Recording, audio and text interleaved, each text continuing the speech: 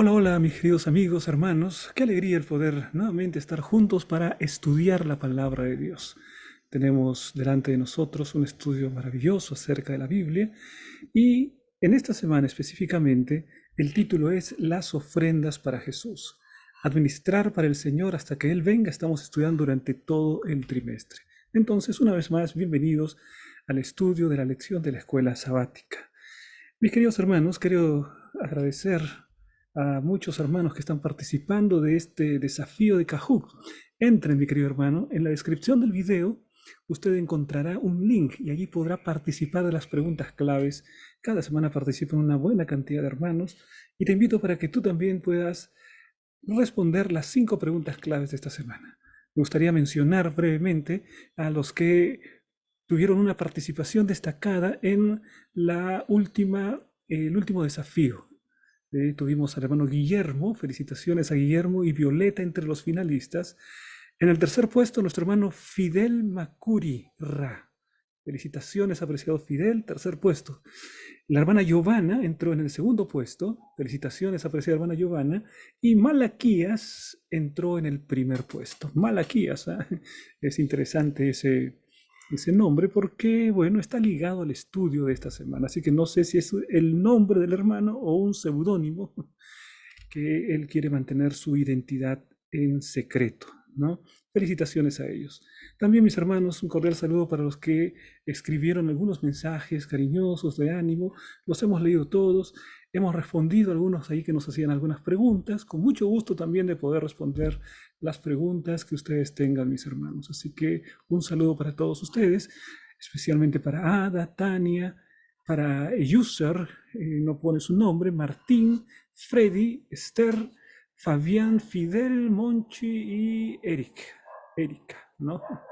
Entonces, saludos ahí. Esto fue en la plataforma de YouTube. Y en la plataforma de Facebook también tuvimos una buena cantidad de hermanos, ¿no? Hermana Estela, Sara, Marisol, Mónica, Margaret, Santiago, Miriam, Edith, Lucía. Estuvo también con nosotros Juan, saludos para Juan, Norma, siempre nuestra hermana Norma, Sarita, Marlo, Melina, Tainia, Segundo Reyes y Vilma Manzanares. Así fue una alegría, mis hermanos, leer sus mensajes y les animo también para que cualquier pregunta que ustedes tengan puedan colocarlo a través del chat.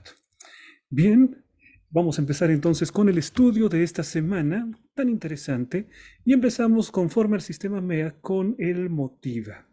Y para el motiva, mis queridos hermanos, me gustaría que podamos reflexionar en algo que todos nosotros conocemos. Creo que todos nosotros hemos interactuado con esta herramienta, una herramienta de trabajo, una herramienta buena, ¿no? Con el lápiz. El tan conocido lápiz, el tan usado, especialmente cuando estábamos ahí en nuestra primaria, ¿no? Y aprendíamos a escribir. Entonces el lápiz era uno de los útiles escolares más requeridos y más amados por cada uno de nosotros. Vamos a reflexionar acerca del lápiz. ¿Qué es lo que se necesita para poder fabricar un lápiz? ¿Será que tú puedes fabricar un lápiz ahí en tu casa y de esa manera ahorrarte algún dinero en lugar de ir a comprarlo? Vamos a ver qué es lo que se necesita, mis hermanos, para fabricar un lápiz. Primero, se necesita la parte de la mina, ¿no? Y esa parte de la mina es la parte central, que es aquello que pinta, ¿no? Es aquello que ayuda a escribir. Esa parte de la mina está compuesto básicamente por arcilla, grafito y agua. Se hace una especie de molde, se lo calienta y después se fabrica lo que es la mina. Y sabes, mi querido hermano, para que la mina pueda llegar hasta la fábrica de lápices y poder fabricar, pues hubo muchísimas personas, hubieron mineros que trabajaron en las minas más grandes.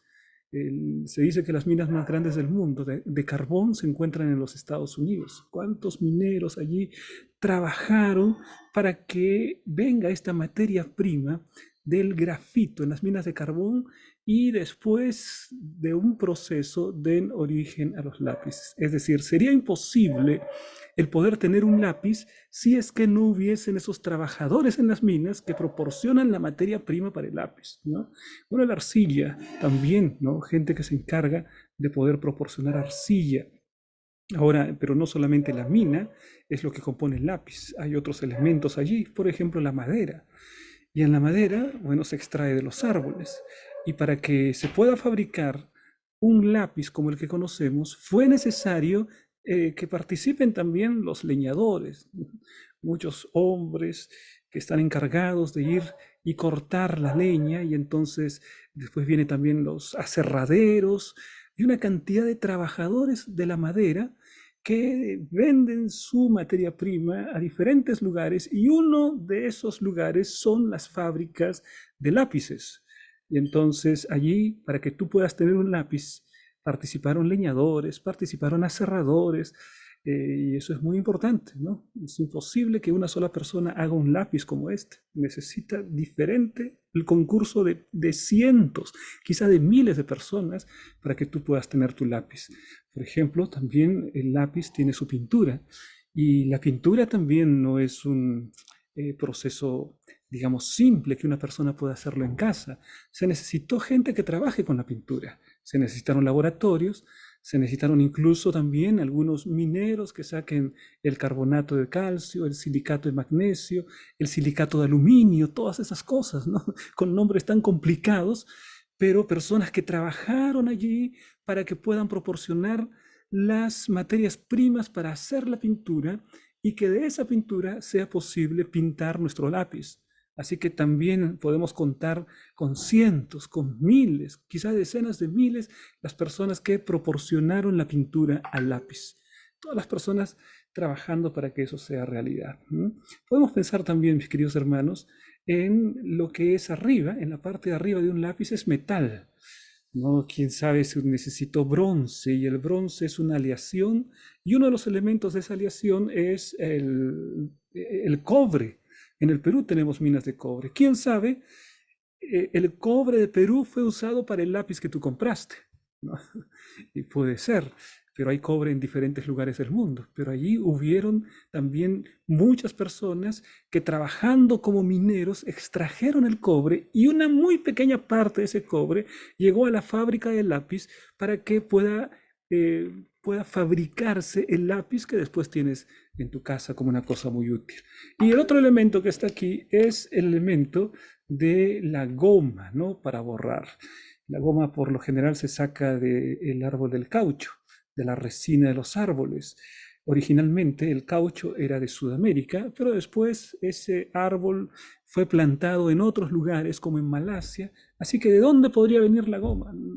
De diferentes lugares donde las personas que requieren de ese elemento recurren a trabajadores, a personas que trabajan también en ese oficio.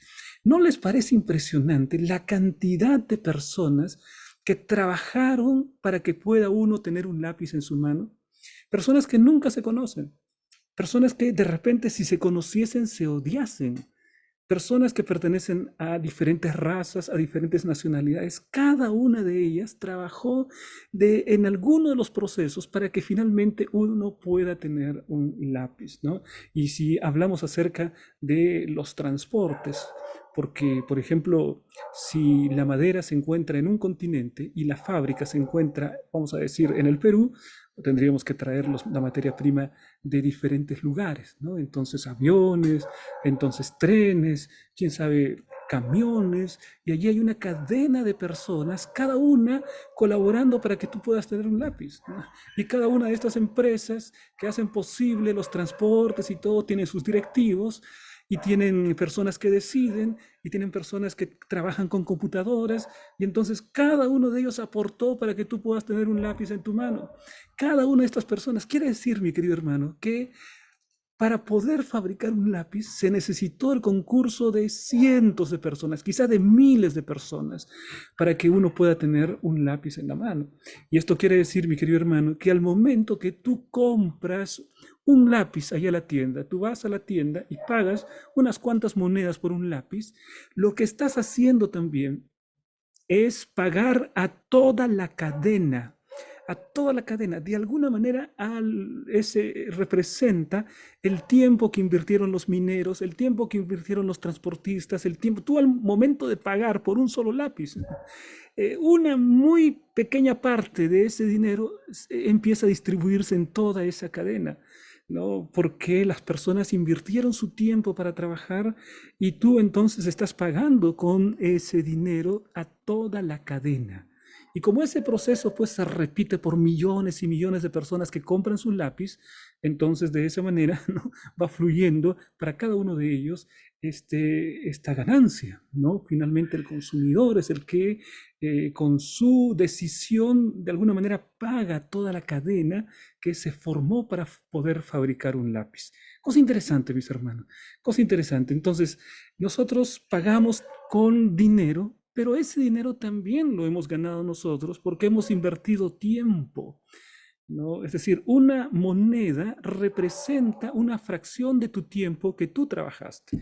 Vamos a decir, tú eres un comerciante, dedicaste tiempo para el comercio y el dinero que tú ganas representa el tiempo que tú invertiste para poder hacer comercio, el tiempo que tú invertiste para poder hacer ventas, el tiempo que tú invertiste para poder ir a tu oficina, para poder ir al trabajo que tú quieras. Si eres un profesor, si eres un profesional, el tiempo que invertiste está representado en el dinero.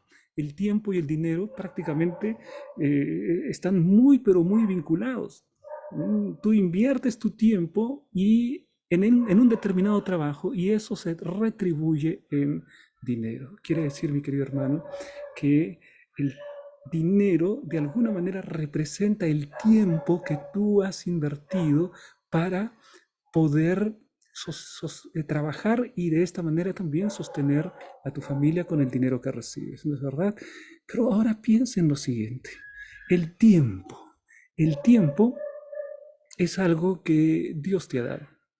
Dios te ha dado el tiempo que inviertes para trabajar y que por lo tanto te hace ganar dinero. Es algo que no nace de ti mismo, tú no lo has formado, Dios te ha dado el tiempo, Dios te da la vida y la vida consiste en tiempo. Si podemos definir la vida, la materia prima de la vida es el tiempo. Y entonces cuando tú dedicas tiempo para el trabajo, estás dedicando tu vida, parte de tu vida. Y entonces trabajas. Y cuando recibes el dinero de tu salario, lo que están diciéndote es, mira, te estamos dando eso por el tiempo que has invertido trabajando aquí. Así que el dinero representa el tiempo que tú usas para poder trabajar. Por eso dicen que el tiempo es dinero, ¿no? Así dicen los anglosajones. Time is money, ¿no? El tiempo es dinero.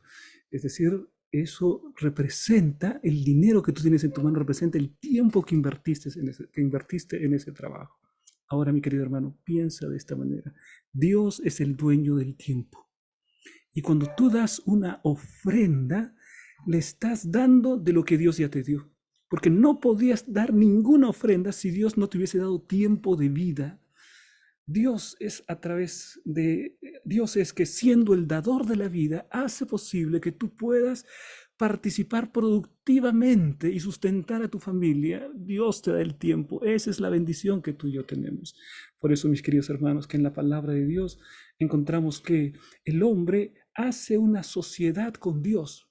Es verdad que también en la sociedad humana nosotros entramos y participamos de toda esa cadena productiva. Nosotros somos parte de un engranaje, de esa cadena productiva. Sí, hay una sociedad humana que depende unos de otros. Yo dependo del minero, dependo del transportista, dependo del leñador, porque para poder formar un lápiz ellos tuvieron que invertir su tiempo y entonces también yo cuando compré ese lápiz pagué el tiempo de todos. Soy parte de la sociedad humana, pero ¿quién me dio el tiempo, mi querido hermano? Dios. Dios, el autor del tiempo, hace posible mi vida y hace que yo pueda también entrar dentro de la sociedad participando de esta tremenda cadena productiva que es la sociedad humana. Ahora, mis queridos hermanos, la lección de escuela sabática de esta semana nos habla precisamente acerca de cómo devolver a Dios aquella vida, aquel presente maravilloso que nos da, que es el tiempo, que son los talentos, cosas que nosotros recibimos de Dios. Salmo 116, 12 al 14. ¿Qué pagaré al Señor por todos sus beneficios hacia mí? Ya vimos que hay beneficios tremendos que Dios coloca en nuestra vida. Y ahí viene la respuesta. Levantaré la copa de la salvación e invocaré el nombre del Señor. Ahora cumpliré mis votos al Señor ante todo su pueblo. Qué impresionante. Hay maneras como nosotros podemos pagarle, entre comillas, ¿no?, al Señor por todos los beneficios que Él tuvo para con nosotros. Vamos a dar una visión panorámica a la lección de esta semana, queridos hermanos. Veamos entonces, la primera parte tiene que ver con la motivación que tenemos para dar.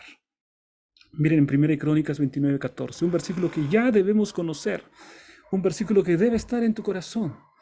Dice lo siguiente: porque ¿quién soy yo y quién es mi pueblo para que pudiésemos ofrecer voluntariamente cosas semejantes?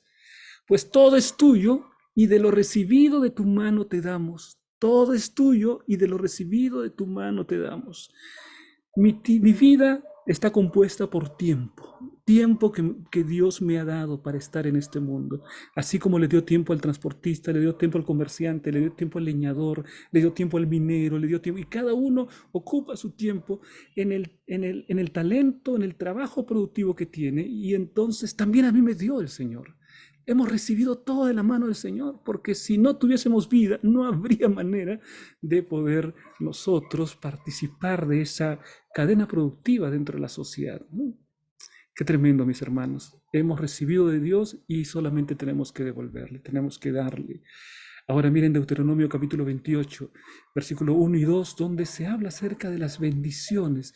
Si somos obedientes, si somos fieles al Señor, que es el autor de nuestra vida y que ha colocado normas para que nosotros seamos felices, seamos prosperados. Es decir, como un cuaderno de instrucciones para poder indicarnos el camino a la felicidad, que es la Biblia. ¿Qué pasa si obedecemos? Ahí dice el libro de Deuteronomio: y vendrán sobre ti todas estas bendiciones y te alcanzarán si oyeres la voz de Jehová tu Dios. Si oyes la voz, oír la voz significa obedecer. Si obedeces la voz de Dios, las bendiciones te alcanzarán. Si oyeres la voz de Dios, qué promesa linda, qué promesa maravillosa que encontramos ahí en la palabra: obedecer al Señor. En el libro de Mateo encontramos este principio: mas buscad primeramente el reino de Dios y su justicia, y todas estas cosas os serán añadidas. Colocar a Dios en primer lugar. Pero mira cómo es importante, mi querido hermano, que dentro de nuestro corazón haya una motivación especial al momento que le damos a Dios, al momento que le rendimos adoración a Dios a través de nuestros diezmos y nuestras ofrendas. 2 Corintios 9:7. Cada uno dé como propuso en su corazón, no con tristeza ni por necesidad, porque Dios ama al dador alegre. La palabra de Dios encontramos un principio, que es el siguiente: el hombre mira lo que está delante de sus ojos, pero Dios mira el corazón. Cuando nosotros devolvemos nuestros diezmos, nuestras ofrendas, las colocamos ahí en el alfolí o las colocamos de acuerdo a la tecnología de ahora, ¿no? Usando el 7Me, usando los métodos modernos que ahora existen. Cuando entregamos para el Señor, mis hermanos, los seres humanos pueden hasta ver, el tesorero hasta puede ver cuánto estamos dando, ¿no? El tesorero de la iglesia, el tesorero de la misión puede ver la lista allí de cuánto estamos dando, incluso puede ver la cantidad, ¿no? Pero mi querido hermano, eso es lo que el hombre puede ver, pero el hombre no ve el corazón. Pero cuando Dios ve el corazón, porque dice: no dé con tristeza ni por necesidad, porque Dios conoce el corazón de aquel que es un dador alegre. Mi querido hermano, esa es la motivación. La motivación que debemos tener es por el amor a Dios, por sus bendiciones, por sus beneficios. Es decir, nuestro agradecimiento delante de Dios por lo que Él ha hecho debe ser tan grande, debe haber tanto amor en nuestro corazón que nos sea imposible quedar sin dar una sola cosa al Señor. Para mí puede ser imposible el no mostrar mi amor. El amor se muestra en hechos, en realidades. Y si tú amas a Dios y lo amas de verdad, esa realidad de amor a Dios se mostrará de modo inexorable, inevitable, se mostrará en hechos de amor. Y uno de esos hechos es el poder dar para la causa de Dios, dar para la obra de Dios. Y el Señor conoce el corazón, no por obligación, no con tristeza, sino con alegría, porque Dios ama, Dios que conoce el corazón, ama al dador alegre. Más bien, nuestras ofrendas fluyen de un corazón que ha aceptado a Cristo por fe como el único y suficiente medio de gracia y salvación. Nuestro amor es un amor de respuesta al amor de Dios. Nosotros le amamos porque Él nos amó primero, dice la palabra. Es decir, nuestro amor es un amor de respuesta. Si amas a Dios por lo que hizo por ti, si amas a Jesús por lo que hizo por ti en la cruz del Calvario, por tu salvación, eso va a fluir de una manera poderosa, de una manera espontánea, natural, a través de nuestros actos y entre ellos a través de la devolución y de el poder dar ofrendas para el Señor. Qué tremendo, mis hermanos, hablar acerca de la motivación. Luego aquí se nos habla acerca de la porción de las ofrendas. En la palabra de Dios, cuando se habla acerca de los diezmos, se nos dice exactamente un porcentaje. El 10% le pertenece al Señor. El 10% de tus ganancias le pertenece al Señor, cuando hablamos acerca de las ofrendas. Pero miren ustedes qué diferente es cuando se habla de los diezmos, perdón, anteriormente es de los diezmos. Qué diferente es cuando se habla acerca de las ofrendas. Mire usted, y ninguno se presentará delante de Jehová con las manos vacías. Principio, nadie puede presentarse delante de Jehová con las manos vacías, en el sentido, ya está hablando metafóricamente, ¿no? En el sentido de que tiene que llevarle una ofrenda porque eso forma parte de la adoración. Dice, cada uno con la ofrenda de su mano, conforme a la bendición que Jehová tu Dios te hubiere dado. Es decir, la ofrenda es conforme a la bendición. Mucha bendición, mucha ofrenda. Poca bendición, poca ofrenda. Depende de cómo el Señor te ha bendecido. Entonces, en el diezmo el Señor coloca un porcentaje. En la ofrenda el Señor te muestra, mira, conforme a cómo recibiste bendición, de esa manera tienes que ofrendar. Y vean ustedes cómo en el corazón agradecido del ser humano se hace esta pregunta. ¿Qué pagaré a Jehová por todos sus beneficios para conmigo? El salmista tiene una sensación de deuda. El salmista dice, algo le debo al Señor, algo tengo que hacer. Tanta cosa que Dios hace por mí, tengo que hacer algo. Y una de las cosas que dice es, ahora pagaré mis votos a Jehová delante de todo su pueblo. La ofrenda es una promesa que le hacemos al Señor, conforme a la bendición que hemos recibido. Es un pacto que hacemos con el Señor. Señor, por la bendición que me das, aquí están los diezmos y te los doy porque son tuyos, Señor. Pero también ahora, de aquello que me diste, yo quiero darte, Señor. Y entonces yo prometo, y después de prometer, digo, ahora pagaré. Es decir, cumplo con aquello que prometí. No, este es el principio que encontramos aquí en la palabra de Dios. Todos nosotros hemos recibido y hemos recibido de gracia, por gracia, es decir, por regalo de Dios, por misericordia de Dios, tú existes, mi hermano. Por misericordia de Dios, tú disfrutas de las bendiciones, mi hermano. De gracia has recibido, entonces también dad de gracia. De gracia recibisteis, dad de gracia. Y mire la manera, cuando Dios habla de dar, Dios es el primero en dar el ejemplo, porque lo que Él dio fue lo más precioso que había en el cielo. Y lo más precioso que había en el cielo era el Señor Jesucristo. Dios el Hijo. Lo más precioso que hay en un hogar son los hijos. Para los padres, los hijos son lo más precioso que tienen ahí en su hogar. ¿No es verdad? Son los hijos para los padres. Para nuestro Dios no escatimó, no fue mezquino, sino Él dio lo mejor que había en el cielo, porque a nosotros nos considera sus hijos. Y si somos sus hijos, somos lo mejor que Él tiene en esta tierra, porque los hijos son lo mejor que uno tiene. Y el Señor nos considera hijos a nosotros. Y entonces Él dio lo mejor del cielo para poder salvar aquello que era para Dios lo mejor en la tierra, que somos nosotros. Porque el Hijo del Hombre vino a buscar y a salvar lo que se había perdido. Lo más precioso que hay en la tierra eres tú, mi querido hermano. Tú tienes un significado tremendo para nuestro Dios. Eh, el valor que tienes representa la sangre de Jesucristo. Dios entregó su propio Hijo y eso demuestra el valor que tienes. Por favor, mi querido hermano, no te dejes llevar por lo que las personas dicen de ti. Lo que las personas dicen de ti no es la representación de tu valor. Tú no vales lo que dicen las personas. Ni siquiera tú no vales lo que tú piensas de ti. Tú vales lo que Dios piensa de ti. Y Dios entregó a su propio Hijo. Imagina el valor que tienes, mi querido hermano. Entonces, nosotros no podemos olvidar el voto que hemos dado al Señor. Debemos traer una ofrenda. Es un deber cristiano que tiene, dice aquí la lección, con implicaciones espirituales y morales. Descuidar esto es hacernos un daño espiritual a nosotros mismos. Quizá más de lo que nos damos cuenta también. O sea, cerramos la bendición a Dios cuando no somos fieles al Señor, cuando no cumplimos los votos al Señor. Veamos ahora la relación que existe entre las ofrendas y la adoración. Si nosotros vamos, mis hermanos, al diccionario, vamos a encontrar una definición muy interesante de adoración. Hay varias definiciones de oración de adoración en el diccionario. Una de ellas me gustó mucho. Adorar es amar demasiado, es decir, amar mucho.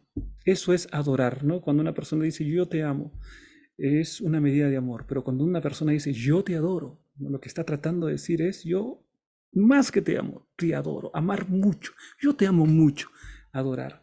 Me gustaría usar esta definición para esta parte de la lección que estamos analizando ahora. Adorar como amar mucho, amar demasiado, amar excesivamente. Adorar es amar excesivamente. Y entonces, como amo excesivamente, esa es una actitud de adoración en el corazón. Amar a Dios es la adoración. Ahora ven ustedes cómo hay una relación entre las ofrendas y la adoración, que hemos dicho es amar demasiado, ¿no? A tal punto que nuestra vida expresa de diferentes maneras ese amor. Dad a Jehová la gloria debida a su nombre. Ahora viene la palabra ofrenda. Traed ofrenda y venid delante de él. Ahí aparece la ofrenda.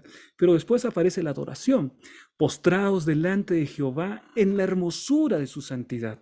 ¿Has visto, mi querido hermano? Allí se vincula la ofrenda con la adoración. Traed ofrenda, postraos delante de Jehová.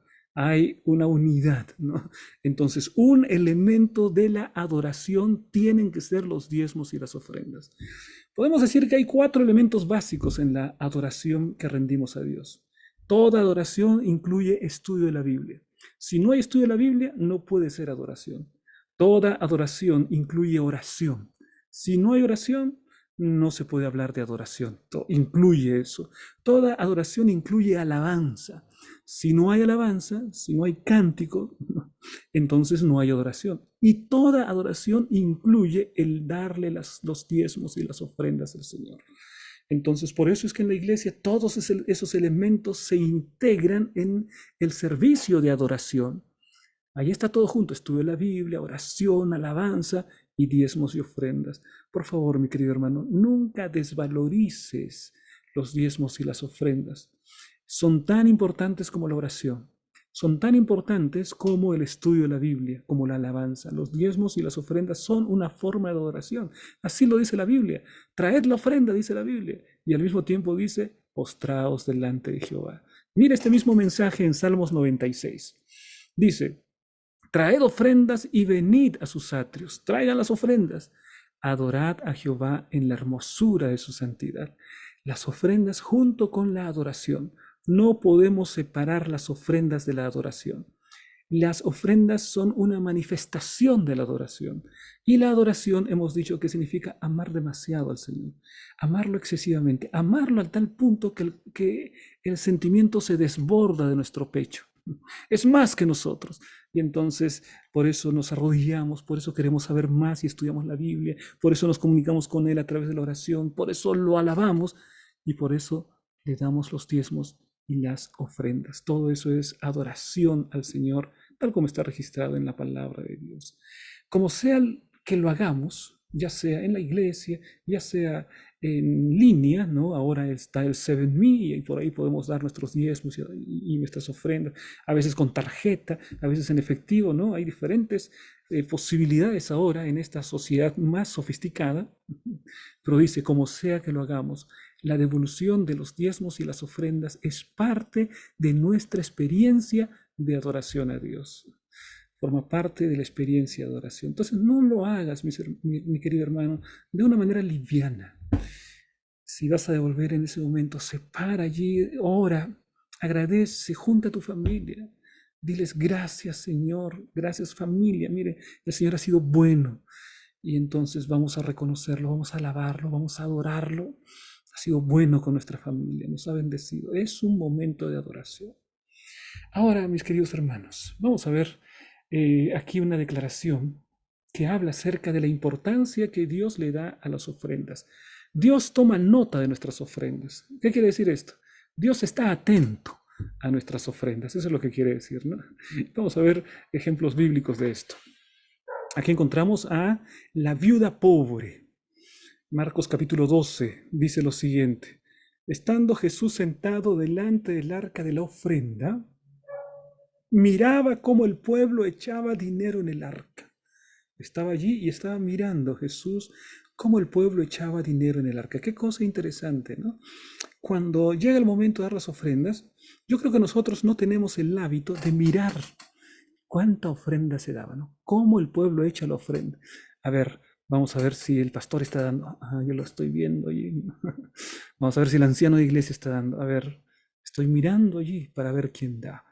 Ya, eso es completamente inútil para el ser humano, porque el ser humano mira solamente lo que está afuera, pero Jesucristo cuando está mirando el corazón. ¿No?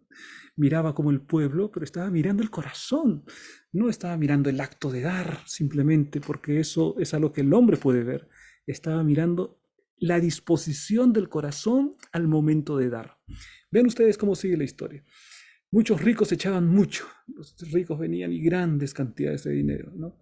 Vino una viuda pobre y echó 2 blancas, o sea, un cuadrante, las monedas de menor circulación, las monedas de menor valor que había en aquel tiempo. Pero él estaba mirando las ofrendas, pero él no miraba la cantidad para poder hablar acerca de la cantidad. Él miraba la disposición y de la disposición él sacaba la calidad de la ofrenda. Miren, entonces llamando a sus discípulos les dijo, de cierto os digo que esta viuda pobre echó más que todos los que han echado en el arca, porque todos han echado de lo que les sobra, pero esta de su pobreza echó todo lo que tenía, todo su sustento. Qué interesante, mis hermanos, qué interesante esta escena bíblica que nos habla acerca de nuestro Señor Jesús. Jesús atento al adorador. Jesús está atento al adorador. Y Jesús discierne no la cantidad, Él conoce la cantidad, pero lo que más le importa es la motivación que hay en el corazón. Dios examina el corazón. El hombre mira lo que está delante de sus ojos, pero Dios mira el corazón. Y entonces veía el corazón de los ricos y veía el corazón de esta viuda. Y finalmente dio un veredicto. Esta mujer ha dado más que todos. Sería una sorpresa para todos los demás, porque todos habían visto que había dado muy poco, muy poco. Pero ella se había entregado por completo en las manos de Dios. Ella dio su sustento por completo. Los otros daban de lo que les sobraba. Ya habían hecho todo y habían dejado lo último, ¿no? Pero esta mujer dio todo su sustento y se colocó en las manos de Dios. Alguno podría haber dicho, no, si era una mujer pobre no necesitaba ofrendar, maestro. ¿Cómo es posible? Esta mujer no necesita ofrendar, son los pobres de la tierra y los pobres no debiesen ofrendar. Dios entenderá, el Señor comprenderá. No es así que dijo Jesús. No es eso lo que la Biblia dice. ¿Por qué habría que negarle a los pobres la oportunidad de dar su ofrenda al Señor? No es así que dice la Biblia. Jesús vio la ofrenda de la viuda y vio el corazón y dijo, ella dio mucho más. Yo he visto su corazón, yo he visto su fe. Ella al dar su ofrenda se estaba entregando a sí misma, estaba colocando su vida en las manos de Dios, estaba colocando su destino, su futuro en las manos de Dios. Ella dio mucho más que todos los demás. Eso es lo que Jesús vio, porque Jesús vio el corazón, mis hermanos.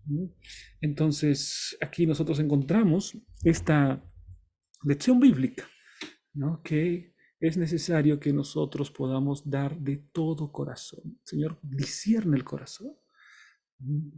Que nuestra ofrenda siempre sea la expresión de un corazón que ama, de un corazón que ama mucho, de un corazón agradecido. Luego la lección nos habla acerca también de la relación que existe entre la oración y la limosna, ¿no? Es decir, lo que se puede dar la ayuda al prójimo. Miren ustedes, la oración y la limosna están íntimamente unidas y demuestran nuestro amor a Dios y a nuestros semejantes, los dos grandes principios de la ley. ¿Cuáles son? Amarás a Dios y amarás al prójimo. Cuando decimos la oración es del amor a Dios. Cuando decimos de los donativos, revela nuestro amor al prójimo. Entonces, se pasa de las palabras a los hechos.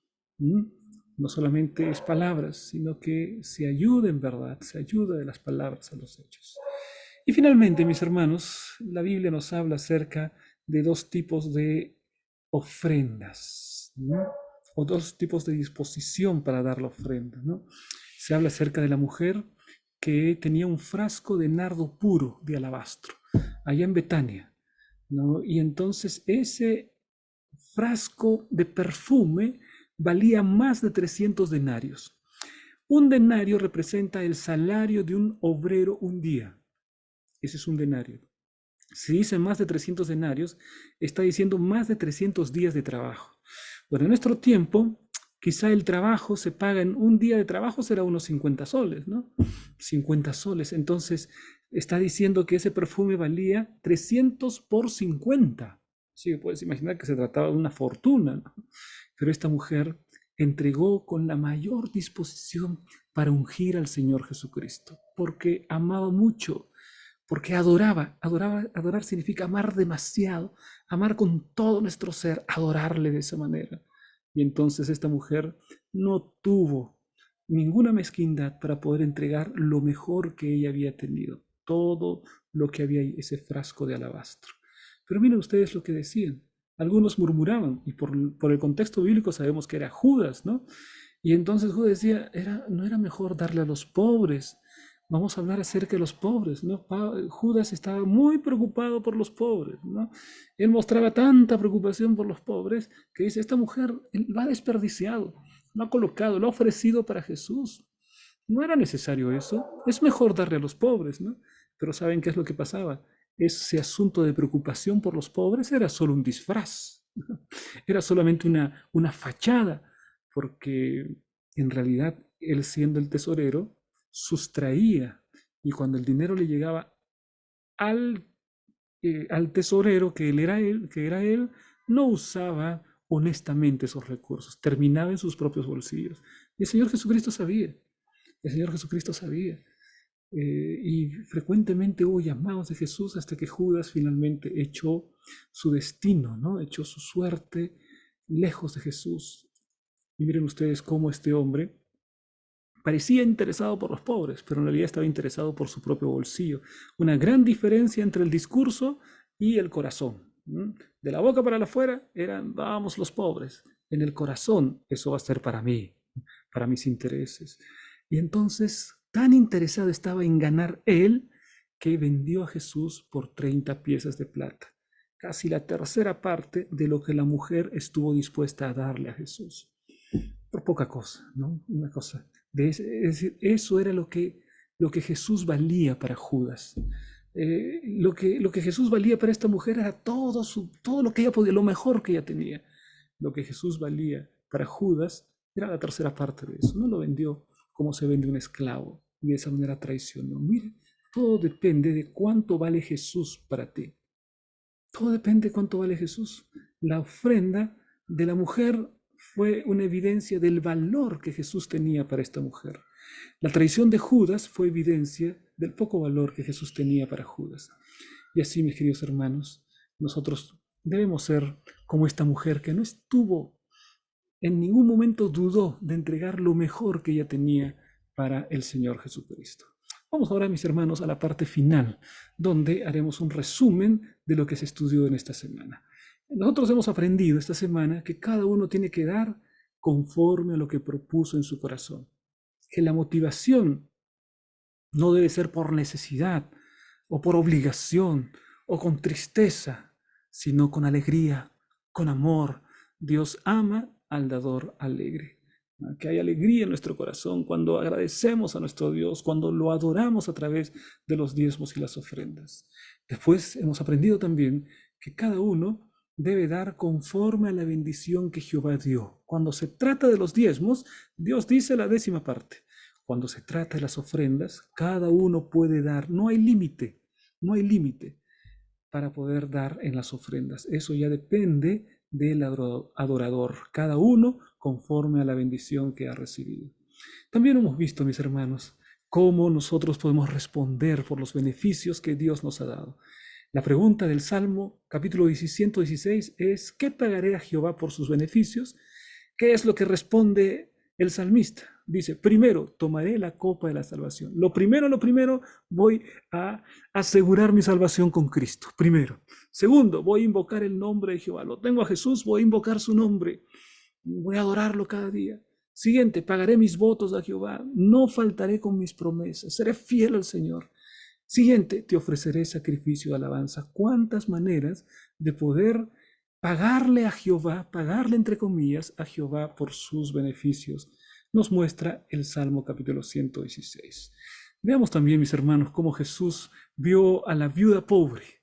Y Jesús estaba delante del arca de la ofrenda y vio cómo el pueblo echaba la ofrenda, el dinero, pero Jesús estaba analizando el corazón.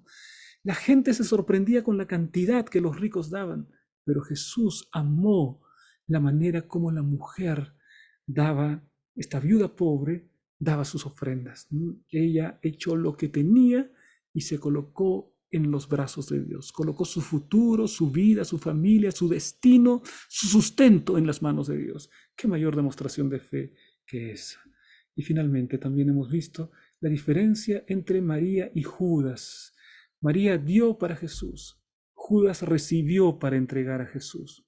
María dio con amor a Jesús. Judas disfrazó su egoísmo con el pretexto de los pobres, ¿no? A ver, a los pobres hubiesen recibido, ¿no? Cuando en realidad era para él, su egoísmo hablaba más alto.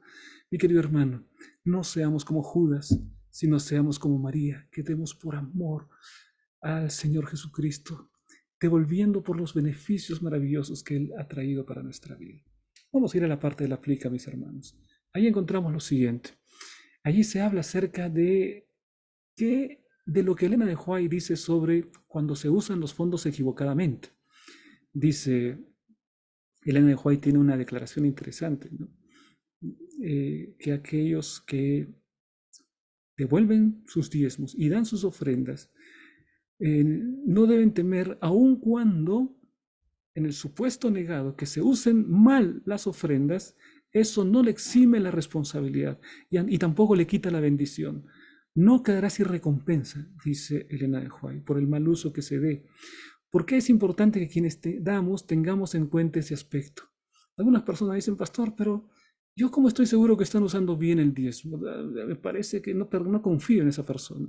Si tienes desconfianza, mi hermano, anda, pregunta, indaga, averigua la manera como se usa el dinero en nuestra iglesia. Averigua, ahí están abiertos, ¿no? Libros, hay auditorías en cada paso, para cada voto, ¿no? Y están abiertos. Entonces averigua, pregunta si tienes alguna duda, ¿no? Aún si usasen mal las ofrendas y los diezmos, eso no te exime a ti, ¿no? Si hay alguien que roba, eso no te da derecho a ti de robar. Si hay alguien que hace mal, eso no es libertad para que tú hagas maldad. No, no, no. Dios tomará cuenta de aquella persona que esté faltando, de aquella persona que esté robando, pero también Dios tomará cuenta de tu propia decisión. De los robos de otra persona, Dios tomará cuenta. De los robos tuyos, Dios tomará cuenta también. Así que tengamos una claridad de pensamiento respecto de aquello que debemos hacer. Terminando, mis hermanos, una vez más, les animo para que puedan participar de las preguntas claves de la lección de escuela sabática. 5 preguntas claves para consolidar el aprendizaje de nuestra lección de escuela sabática. Te animo entonces para que puedas resolver las preguntas claves de esta semana. De esta manera, mis hermanos, terminamos con el estudio de esta semana. Que Dios les bendiga. Qué grato el que ustedes puedan asistir a este video para poder estudiar la palabra de Dios. Un gran abrazo. Bendiciones.